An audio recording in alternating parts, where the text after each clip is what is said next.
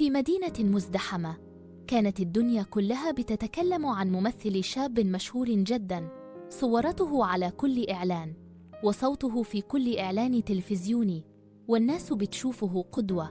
لكن في الكواليس كان فيه سر غامض. وراء شركات الإنتاج اللي بتدعمه فيه كيان ضخم بيتاجر في الأعضاء البشرية. الناس العادية متعرفش حاجة، وكل ما حد يشك أو يفتح موضوع الإعلام بيتجاهل. الموضوع مش واقف على الممثلين بس، فيه نجوم وسوشيال ميديا فجأة بيبقوا أغنياء جداً، عربيات فارهة، سفر كل يوم وقصور. الكل بيسأل الفلوس دي بتيجي منين؟ السر إنهم مجرد واجهة لغسيل أموال. الشركات دي بتضخ ملايين في إعلانات، رعايات، عقود تمثيل وهمية، والفلوس تتغسل وتباني إنها دخل مشروع.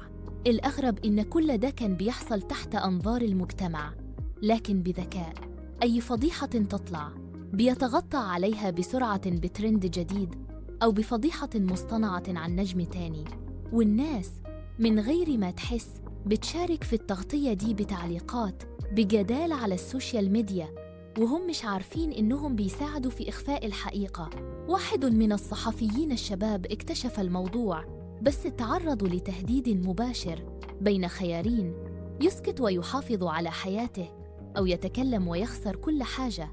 هو قرر يكتب مقال، لكن المقال اختفى قبل النشر بدقائق، وبعدها بأسبوع الصحفي نفسه اختفى.